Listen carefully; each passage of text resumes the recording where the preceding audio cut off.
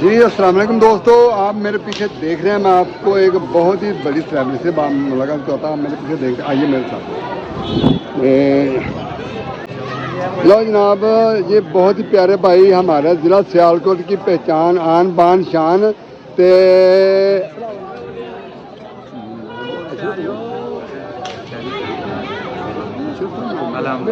लो जी, ये अशरफ साहब जैनम के पापा इस वक्त हमारे साथ हैं। तो अभी बरात लेट है थोड़ी सी।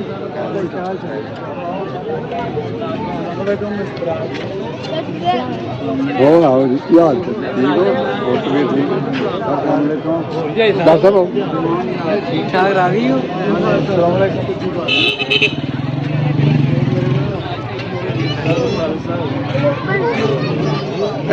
डॉक्टर अपना काशिफ साहब, ਤੁਹਾਨੂੰ ਵੇਖ ਕੇ ਮੈਂ ਹਵਾ ਸੀ ਵਾਸਤਾ ਹੋ ਗਏ ਨੇ ਮੇਰੇ।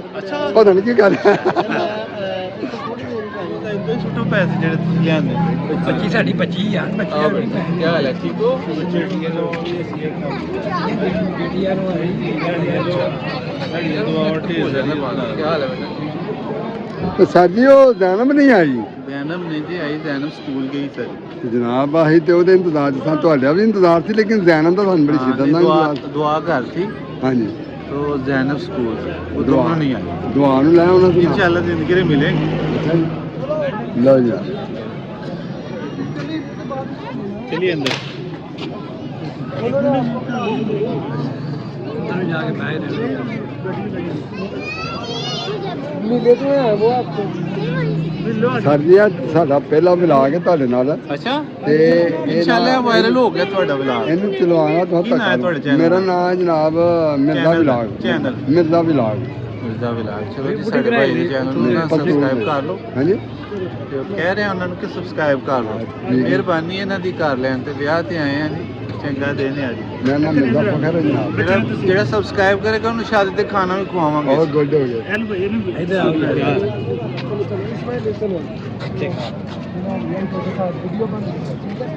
इधर आए थे सबकी बन गई है। इधर आ गया। पीछे फॉलो रही है। लो जी दोस्तों, काफ़ी इंतज़ार तो बाद बरात आ गई है। तो जनाब शिद्दत में इंतज़ार किया बरात का। तो जनाब बरात तुम देख रहे हो आ गई है। तो उन्हें घोड़ियाँ नचनगियाँ जनाब जी, पैसे सुटे जाएंगे। डॉक्टर साहब देखो बड़ा घूर घूर के किसी वेंदे पता नहीं किन्नू वेंदे पे। जनाब बड़े खास मेहमान आए हैं शादी के उत्ते, बड़े बड़े खास मेहमान आए हैं।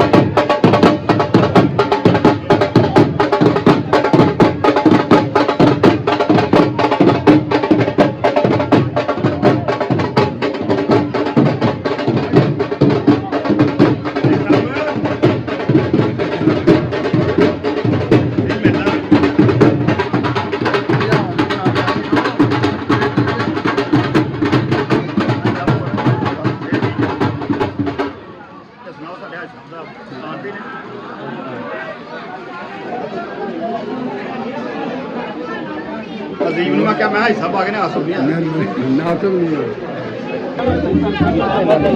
وہ کہ ہار ہی پا لیتا میں کھلو رہا تھا پان کے کیسا ہو جاتا پتا ادے نو یار مبارک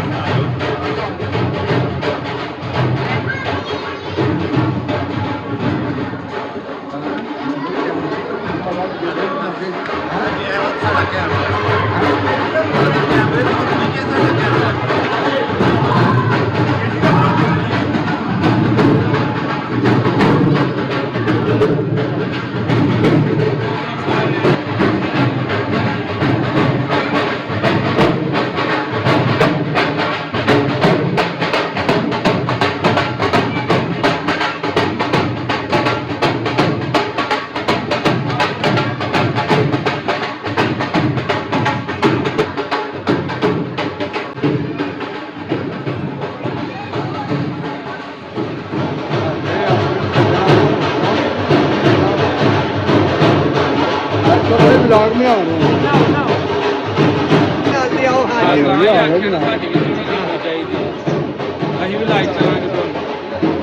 بلاگ جانا ہے ایم ڈی صاحب کے کول تھوڑا بھائی ایم ڈی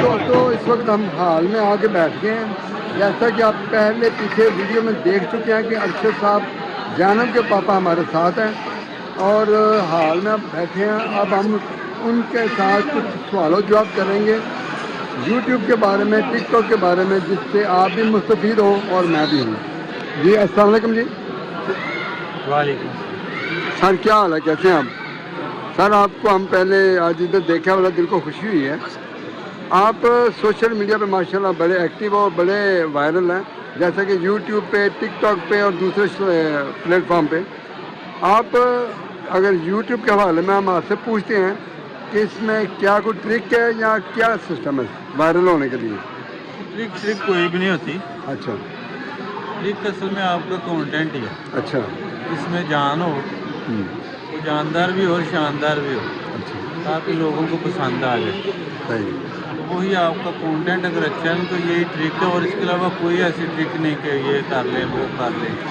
بس وہ اچھا سر آپ کو کیسے یہ خیال آیا یوٹیوب کا یا کتنی دیر سے آپ یوٹیوب پہ ہیں تو میرا خیال 2.5 سال ہو گیا 2.5 سال 2.5 سال ہو گیا یہ آپ کو خیال کیسے آیا خیال نہیں بس زبردستی چھوٹا بھائی لے آیا تھا اچھا چھوٹا بھائی تب آپ یعنی کہ پبلک کو میری یعنی اس ویڈیو کے حوالے سے کیا پیغام دینا چاہتے ہیں بس یہ ہے کہ سوشل میڈیا پہ آئیں اور اچھا اچھا کام کریں پازیٹیو کام کریں اور اپنا ذہن میں اپنا کلچر رکھیں اپنا مذہب رکھیں تو یہ چیزیں مد نظر رکھ کے کام کرنا چاہیے ہمیں سوشل میڈیا پہ باقی ایک اچھا کانٹینٹ بنانا دنیا بھی اچھی ہوگی آخرت بھی اچھی باقی یہ وائرل ہونا نہ وائرل ہونا یہ قسمت کے سوتے ہیں کوشش اچھی کرنی چاہیے جی دوستو اور بڑی اچھی باتیں کی ہیں اپنا ارشد بھائی نے اور جس میں انہوں نے کہا ہے کہ اچھا کانٹینٹ لے کے آنا چاہیے اور ایسا کانٹینٹ ہونا چاہیے کہ جس میں آخرت بھی سدھر جائے اور دنیا میں بھی نام ہو تو آپ کو یہ ہماری ویڈیو کیسی لگی آج کی یہ 1 منٹ میں بتائیے گا مزید آپ ارشد صاحب سے کوئی سوال کرنا چاہتے ہیں یا مجھ سے کرنا چاہتے ہیں اس ویڈیو کے نیچے ضرور کمنٹ کریں انشاءاللہ اس کا آپ کو جواب ضرور ملے گا تو ملتے ہیں انشاءاللہ